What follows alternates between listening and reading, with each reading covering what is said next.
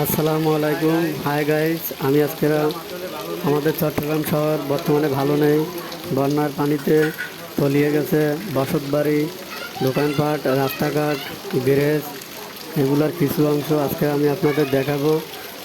যারা আমার চ্যানেলটি সাবস্ক্রাইব করেন নাই, ফলো করেন নাই, তারা আমার চ্যানেলটি সাবস্ক্রাইব ফলো করে পাশে থাকবেন এবং দেখতে পারবেন চট্টগ্রামের আপডেট বন্যার খবর। দেখুন, ঘুরে ঘুরে আজকে আপনাদের দেখাবো, মানুষের অনুভূতি কী তাও আপনাদের জানাবো।